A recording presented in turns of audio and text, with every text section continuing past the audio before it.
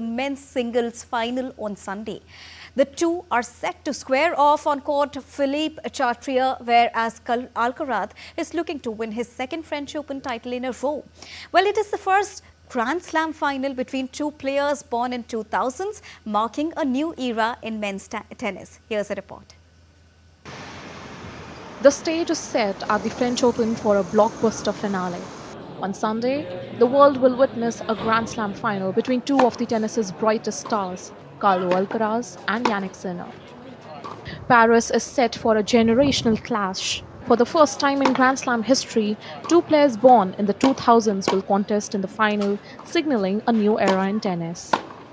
Carlo Alcaraz, the defending champion, advanced to the final after Lorenzo Musetti retired due to injury during the semi-final clash. Meanwhile, world number one Jannik Sinner showcased dominance, defeating Novak Djokovic in straight sets, marking a significant generational shift in men's tennis. The 23-year-old Italian sensation Jannik Sinner has been in imperious form, not dropping a single set en route to the final. His semi-final victory over Novak Djokovic ended the Serbia's quest for a 25th major title. For Sinner, it's a chance at his first French Open title, and for Alcaraz, an opportunity to defend his crown and solidify his legacy on clay. In the previous encounters, Alcaraz holds a 7-4 advantage over Sinner, including a recent victory at the Rome final. However, Sinner's current form and consistency makes this matchup too close to call. With both the players at the pinnacle of their game, the final isn't just about a trophy, it's about legacy, dominance, and the dawn of a new chapter in men's tennis.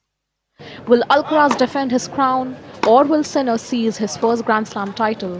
One thing's for certain, the world will be watching. Sports Desk, DD India. Well, French Open, which made its beginning in the year 1891, has travelled a long way. It has gone through several changes over the years. First was the inclusion of women players 6 years after its inception. In 1968, Roland Garros was the first Grand Slam to become open and allow both the amateurs and professionals to compete. This report underlines the rich legacy and nuggets of Roland Garros. Take a look. As the second Grand Slam of the season nears its conclusion, the Premier Championship is awash with a rich history and numerous interesting facts. The tournament was started in 1891 but was limited to male tennis players who were members of prominent French clubs. Women were allowed to participate 6 years later in 1897. Rafael Nadal dominated the tournament like no other, bagging the highest 14 men's singles French titles, while Chris Evert has the highest 7 women's singles titles. In 1968, Roland Garros was the first Grand Slam to become open and allow both amateurs and professionals to compete. In 1989, Michael Chang became the youngest man ever to win the singles title at the age of 17 and 3 months. While in 1990, Monica Seles was the youngest woman to win the singles title at the age of 16 years and 6 months. In 2006, the tournament reached another milestone when it awarded equal prize money to the men's and women's singles champions. The tournament has been named after Roland Garros, who was the first ever man to fly solo over the Mediterranean.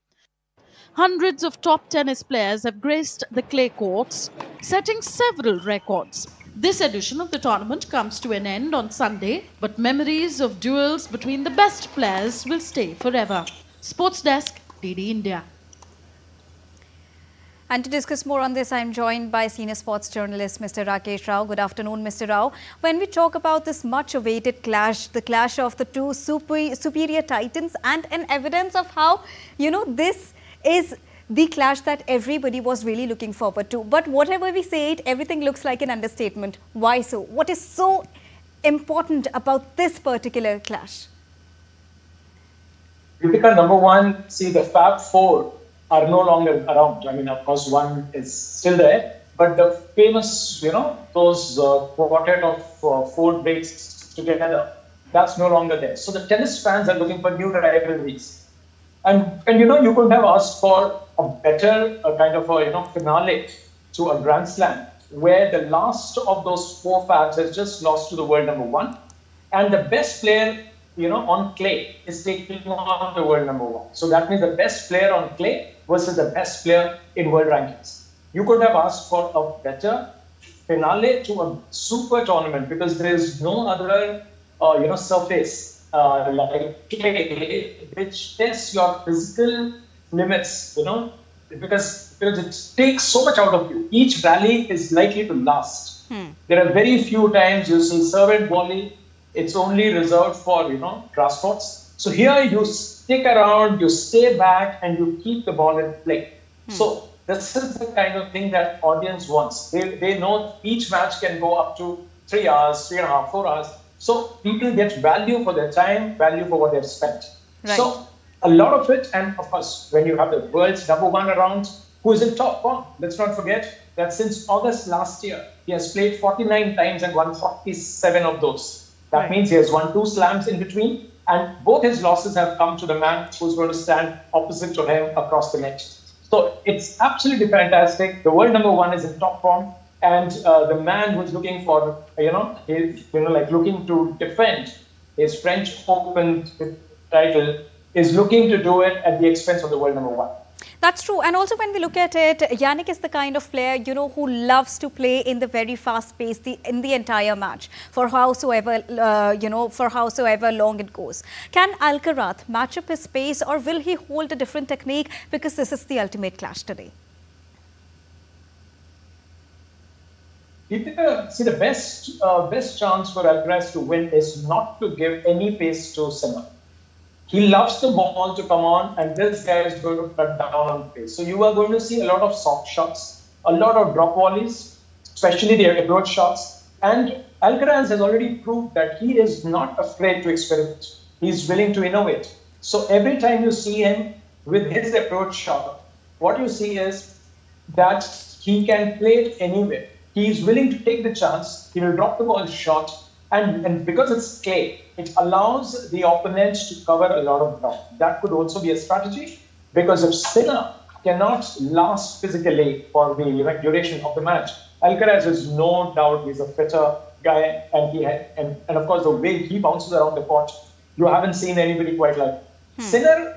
For his strength, you have to understand that he's so accurate. The economy of effort, which you see, he's so accurate with his first serves, and his percentage of second serve is so high. And he hardly gets broken in the entire tournament till he was broken in the last match. He didn't drop a serve. So just imagine his consistency against a man who loves his service. So, whichever way you want to look at it, world number one versus world number two, top class competition, top class finale.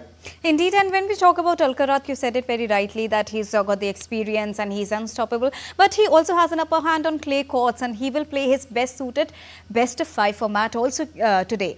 Can this demoralize Sinner anywhere apart from having the big match pressure that he already must be having? See, the pressure will be more on, I think, Alcaraz, for the simple reason everybody treats him like the successor to Rafael Nadal. Now, everybody expects him to come back and retain the crown, but let's not forget he's up against a guy who's playing so well. Sinner's game hasn't dipped at all, and to beat somebody like Novak in straight sets, not easy at all. And let's not forget Novak is a very inspired player. He's still looking for his 25th. So we are looking at players, these 3 names in particular, Novak, Sinner, and Alcaraz. 3 of these guys, 3 of them making it to the Grand Slam semi-finals here, in France. I mean, you couldn't have asked for anything better here, because these were the 3 guys expected to be in the last 4. They made it. And now you have Sinner versus Alcaraz. 2 guys, young guys who've been playing together from the last 6 years. If I may just recall one thing, 6 years ago was their first meeting in what was Alcaraz's first ATP Challenger tournament. And Sinner was there waiting for him, and Alcaraz beat him then. And then if you see their last 4 encounters, just the last 4, Alcaraz has won 4-0. So though their record stands at 7-4, but Alcaraz has won the last 4, so he holds that edge. And it will be very, very interesting to see how well Sinner serves, because you know that Alcaraz is one of the finest receivers of serve in the game today, especially on clay. So That's you true. are going to have an accurate server against somebody who is supposed to be a great returner. Right. And when we talk about the clay court, I would request you to hold on for a second as we now dig into the unique layers beneath the iconic Roland Garros surface and uncover how famous red clay court is made. Well, the earth is covered with a total of 5 layers, each around 80 centimeters in depth, which is the first is made up of stones, followed by gravel and clinker, which is the made out of volcanic residues, limestone, and finally a thin layer of crushed brick about 2 millimeters thick, giving the courts their hue. And if we further talk about it, a different floor makes for a different game than the one played on grass or synthetic surfaces. Red dirt is slower, which makes for a brand of tennis which is less direct and more tactical, where a certain shot can lead to a conclusion 4 or 5 shots later. Now it also brings out spin and favors those with more light and shade in their game, be it topspin, slice or drop shots. So these are some interesting facts about the clay court and why clay courts are important. Going back to Mr. Rao. Mr. Rao, why clay court is so tough for the players and who can be better at this particular clay court condition, because this is of course a very tough surface to play on. See, it's very clear that this draws so much out of you. The whole thing is that you got to be physically at your 100%. You can't walk in here not feeling great about yourself, because you know that each match on an average can last up to 3 to 4 hours. A match on grass in comparison can end in 70 minutes, 80 minutes, 3 sets. But here, each set is likely to go around 40, 50 minutes on an average. It can go beyond that also, because the ball stays in the rally for much longer. That's the reason. And also shot making. You have to continue to be accurate. You have to continue to make shots. Otherwise, your opponent will kill you. So that's why you have to keep hitting the ball deep, because you can't let that opponent come in. Because once he comes in, then it's almost certain that that person will go for the kill. He won't rally around. So the point is that when you talk about clay court, here it's about your number of shots and your ability to hit continuously and consistently from the baseline. So it really is very difficult. And the bounce can be a little uneven here, unlike the hard courts. But yes, we are already into the second week, the last day of the tournament. The tournament is already a fortnight old. So, of course, no matter what you do to it, it just gets a bit loosened up. So you've got to be sure that the bounce is true. And that's why so much work goes into it. As you are showing the composition of the clay here, it's very true that a lot of science is involved. It's not just they have dumped clay here. They have actually made it in such a way that it stays true from day one to the last day. So technology, science, no matter what you call, credit to the people who have thought about it, and that's what has made a clay court season so special. And this is the end of the clay court season today, before we move to grass and then to the harder surface. Right. And considering all the factors that we just talked about, right from players' performance to their SWOT analysis to the court, who has an upper hand today? I would like to go with Alcaraz. Okay. Not because he's just, he's good because of the variety that he has. Sinner is predictable. He's predictably accurate. That is the problem here, because you know he's not going to. But what happens if an element of inconsistency seeps into his game? Because Sinner has been playing top-notch game continuously, no matter who the opponent is. Whereas Alcaraz looks vulnerable, but what gives him the edge is that he keeps his opponent guessing. He's not as predictable as the world number one. So there's a lot to watch out for. And a lot of great shot making, because I would expect Sinner to try to pass Alcaraz, whereas Alcaraz is going to invite a lot of shots from him. He's going to drop the ball short repeatedly. That's what he has often shown. Be it the harder surfaces, be it clay, he is not afraid of playing the drop shot, which you hardly see. Backhand drop volley is a rarity these days.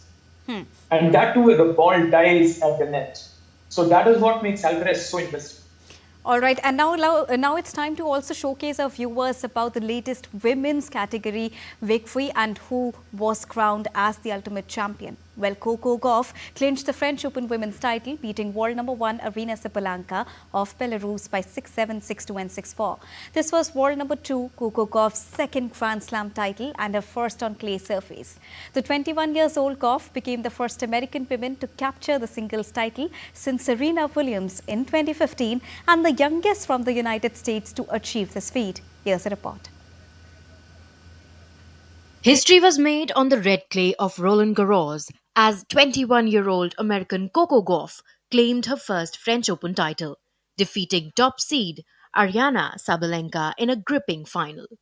The world number 2 battled from a set down to win 6-7, 6-2, 6-4, marking her second career Grand Slam title and her first on clay.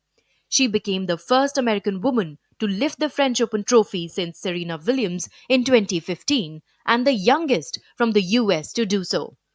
An emotional Gauff recalled a dream she had in 2021, writing down her vision of winning the French Open. After lifting the trophy, she posted that note on Instagram with the caption, "If you can dream it, you can do it." Overcome with emotion, Gauff collapsed to the clay after converting championship point before running to the stands and forming a heart with her hands for her parents. The 15,000 strong crowd on Court Philippe Chatrier gave her a standing ovation that echoed across Paris. From Carlos Alcaraz to tennis legend Billie Jean King, the tennis world united in praise of Coco Gauff's stunning victory at Roland Garros. Former US President Barack Obama also extended his congratulations, while NBA icon LeBron James hailed her remarkable achievement. With 2 Grand Slam titles at just 21, Coco Gauff has announced her arrival as a force across surfaces.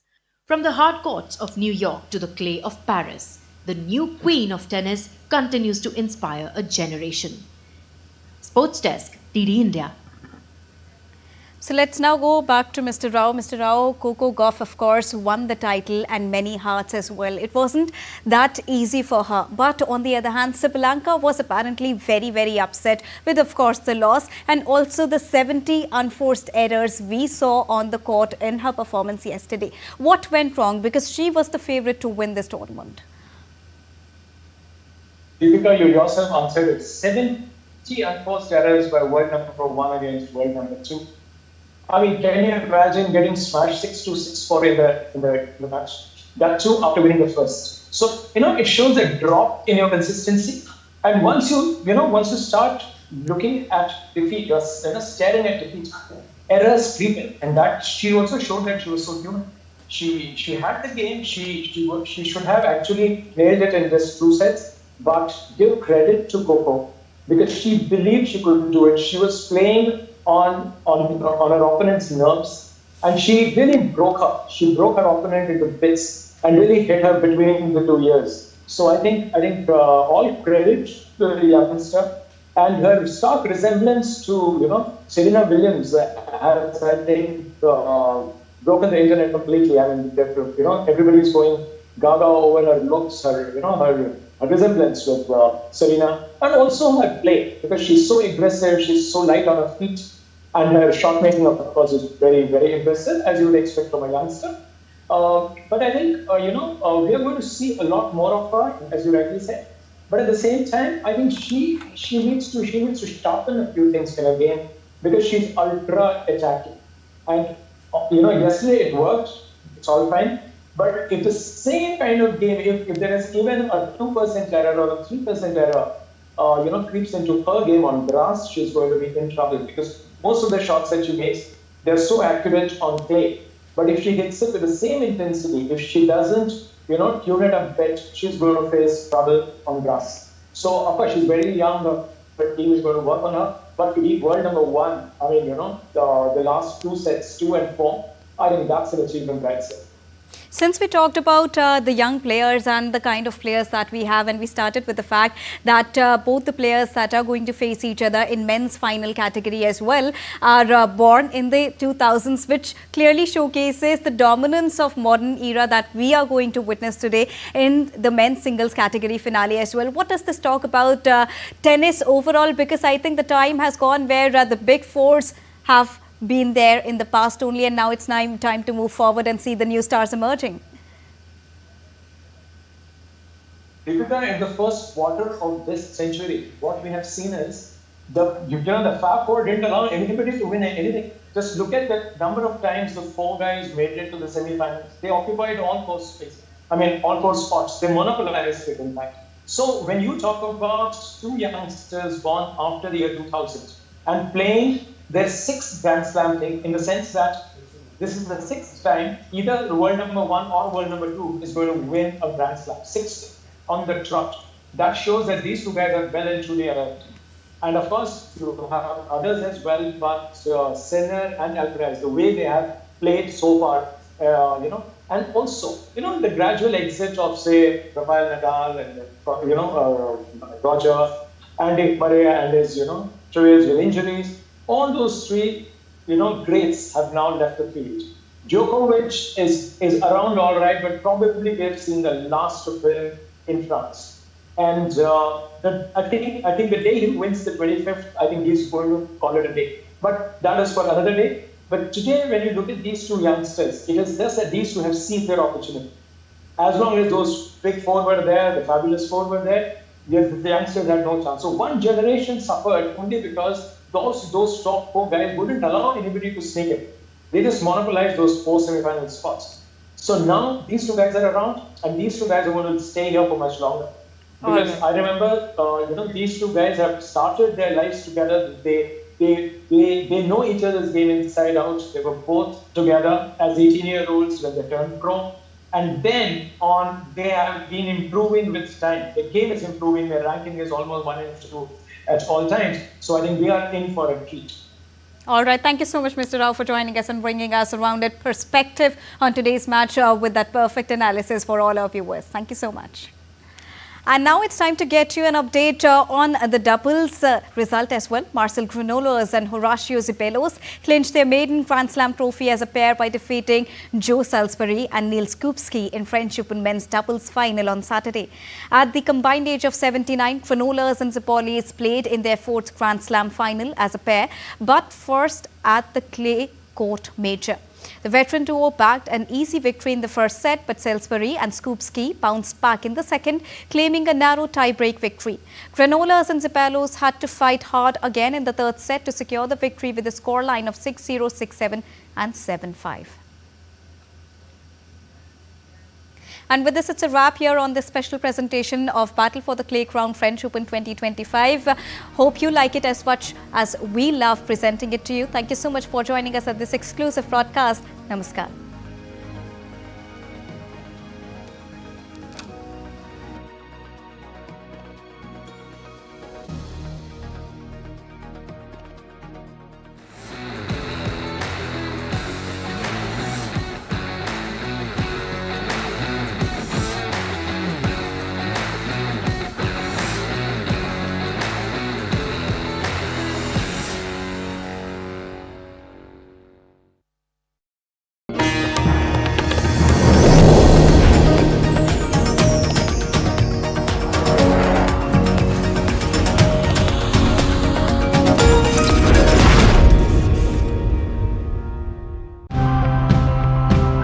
Our world has been facing challenges that have pushed us to the extremes. But every challenge is an opportunity that makes us rethink, rebuild, and become more resilient. There is a weed called Lantana camara in the forest, which has been destroying the entire ecosystem. So we collaborate with indigenous people to remove this weed and convert it into briquettes.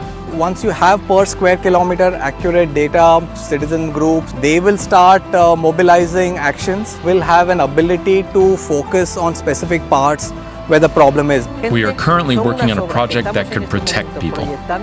This project aims to create artificial mini albufueras.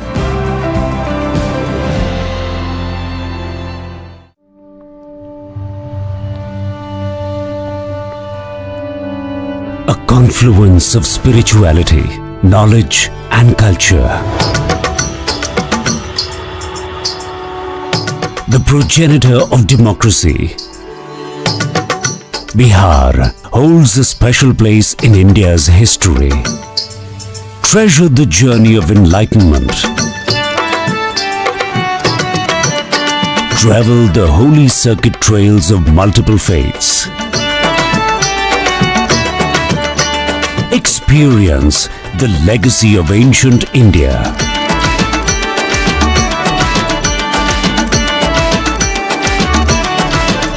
And an educational lineage that produced some of the greatest luminaries of the time. Discover a multitude of art and craft forms.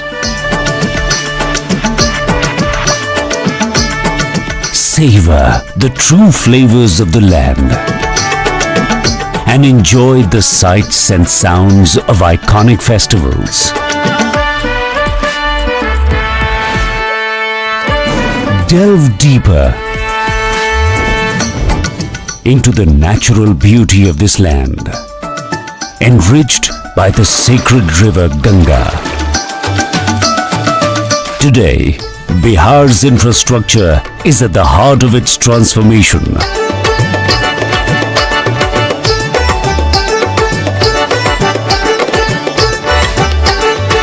Poised to take a big leap with initiatives in agriculture, education, tourism, and information technology. An ode to a remarkable history. Bihar truly offers a glimpse into a captivating past and vibrant present. Welcome to Bihar.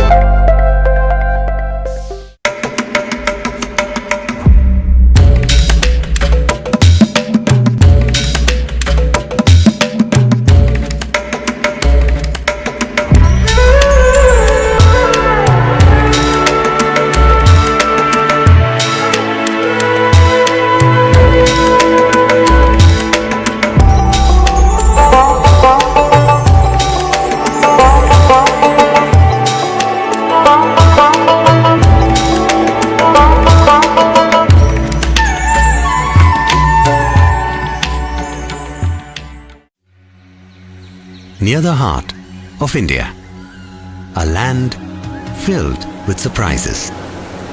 In the mighty force of your waters, you hold the deepest secrets that take us back in time. When it's said that the gods walk this land, this is where we feel the warmth of your faces. See hands that mold life. While embracing change, you grow. In you is the land that gives, creates, nurtures, grows, and builds. It's all in you. Come, experience Chhattisgarh.